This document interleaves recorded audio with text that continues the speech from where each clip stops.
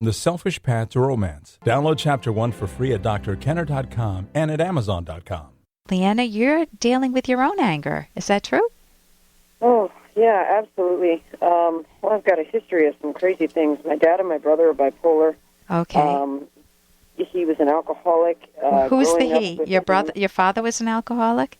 Yeah, both of them were bipolar, and my dad was an alcoholic. Yeah. Well, growing up with my dad being very critical, it gave me a very low self-worth. I had a very skewed self-image. Wound up with, avoidative personality disorder. Mm-hmm.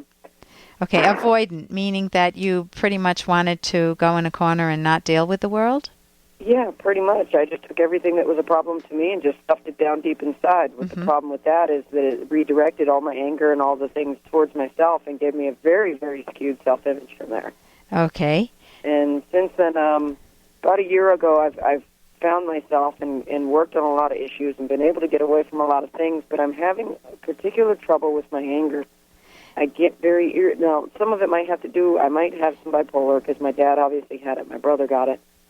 I get irritable easy and things like that. Here's my main issue. I don't know where to put all of that anger, all of that emotion that I've got inside. I recognize when it happens, and I recognize what's making me angry, but I don't know what to do after that. I don't know where to put all of that emotion. I don't know where to put all of that intensity without hurting everybody around me. Okay. Being, condescending and things like that. There's no reason why, to the rescue. What you want to give yourself are a body of skills called assertiveness skills. And you have a choice in life. You can either go through life passive, where you stuff everything. Mom swears at you, dad puts you down, your brother beats on you or something, and you stuff down everything that you're feeling is, it's not fair, I didn't do anything wrong. You stuff it, but you feel like you're exploding inside. Mm-hmm. And you have all of these different negative feelings, and you don't know how to get them out. So being passive is one way that people manage their anger. It is not a healthy way to manage your anger, as you can see, because you just feel like you're all bottled up. Another way is to just let the anger out. I'm a direct person. I'm not going to sweet talk you. I'm not going to tiptoe around and say, oh, I'm okay, when I'm not okay. I'm going to tell you how I feel. I think you're an idiot. I think you're a jerk. I think you hurt me. You did this. What is the first word I'm using in every one of those sentences? Listen again. You. If you could see me now, my face is leaning forward. If you were in front of me, I'd be in your face with my finger pointing at you. Sometimes it's called finger pointing language. It is aggressive language because when you start saying you did this, you didn't do this, you should have done this, you idiot, you get in with the name calling, what that does is it shifts the other person's focus. They don't hear what your complaint is. If I said to you, oh, I hate doing this to you, but can you bear with one role play? Leanne, you're such a jerk. You put the car in the wrong place again. What are you focused on right now? Well, yeah, the fact that you called me a jerk. Yeah, and did you even hear that you put the car in the wrong place? Well, I did.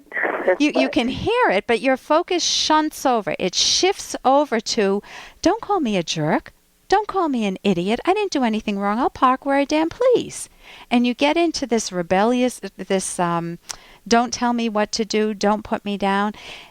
When you start a sentence with a you and then throw in your evaluation, you did this, you did that, you're actually attacking the person's personality. And you were at the receiving end of that. If you're saying that your brother and your father was very critical, and I don't know if your brother was, but your father was very critical of you. You were on the receiving end of that and didn't know assertiveness skills as a kid. Are you with me so far? Yes. So what you need to do to be able to express your anger, you need to be able to... Hey, I got to interrupt this because we've got to pay some bills. 30 seconds, that's it. A very quick ad, and then Ellen will be back. Romance. Ugh, I wish guys knew more about what we want from a relationship. Boy, I wish I knew more about what I want. Where's that ad I saw? Here it is. The Selfish Path to Romance. a serious romance guidebook. Download Chapter 1 for free at selfishromance.com and buy it at amazon.com. The Selfish Path to Romance. That is interesting.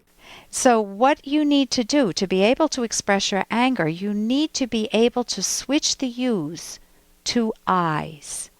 I'm feeling really frustrated. I remembered I told you that that's an emergency entrance, that we need to leave that open, and this is the 5th time I've seen your car parked there. If I cut, what are you now thinking? Well, that I parked my car in a place that there's an emergency lane. Yeah, I didn't attack your character, but could you hear the frustration in my voice? I could still vent my anger? Yeah. It's fascinating. I can say one of the examples, I love this parenting book, How to Talk So Kids Will Listen and Listen So Kids Will Talk. There's an example of the mom saying, there's a wet towel on my bed and I'm seeing red. She just gets real angry. You can express angry, but she didn't attack the person's character. She talked about how she was feeling. Is that so? I'm only giving you just a little window into assertiveness skills. There are multiple assertiveness skills rather than just I and you, knowing the difference between I language and you language, or assertive and aggressive language. But if you get a book on assertiveness skills, there's a book Asserting Yourself. There's a book Messages by McKay and some other authors. There are multiple good books on the market that can teach you how to express yourself. Even that parenting book I mentioned, not all of them are on my website. The parenting book is on my website, drkenner.com. That teaches assertiveness skills for pint-sized kids, or there's one for teenagers too. But if you've got a lot of pent-up anger, you want those skills. Then you can even go back to the people that hurt you in your past, and you can, if you want, it may not be worth it, and say, I feel really angry. I felt attacked a lot as a child, and I'm hurting now for it. I'm repairing myself. I want to let you know that I'm hurting a lot, that it did a lot of damage. You know, you can express it now. I'm abbreviating a much more well thought out note to dad or to your brother or to whoever it would involve.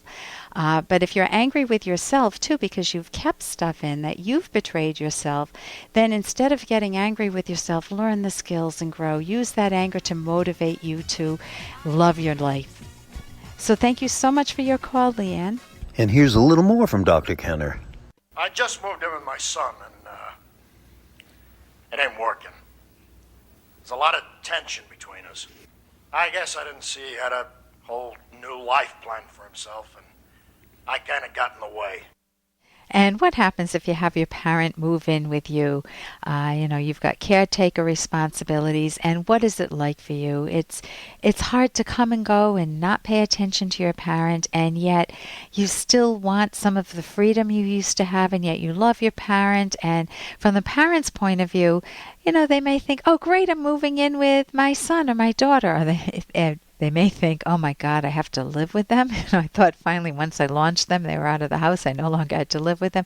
But there are all of these family dynamics, the dynamics that you've had over your whole lifetime that come back when dad or mom comes back in to live with you. And the dynamics are ripe for you and ripe for mom or dad. And if you guys don't talk about it, it makes life more difficult. But if you can find tactful ways to bring up some of the concerns you have, you can come up with maybe a solution that works for everyone. For more Dr. Kenner podcast, go to drkenner.com and please listen to this ad. Here's an excerpt from The Selfish Path to Romance, the Serious Romance Guidebook by clinical psychologist Dr. Ellen Kenner and co-author Dr. Edwin Locke. To become a better romantic partner, understand where emotions come from. Every emotion is caused by a specific type of subconscious evaluation or appraisal. Here are some examples. Happiness is the emotion stemming from the appraisal that you've achieved or are making progress toward your most important goals and values. For example, romantic love. Satisfaction is a narrower, less intense form of happiness, usually stemming from gaining or holding a particular value. Love results from a highly positive evaluation of another person based on their desirable qualities. Hope stems from the appraisal that a desired value will be achieved. You can download Chapter 1 for free by going to drkenner.com. And you can buy The Selfish Path to Romance at amazon.com.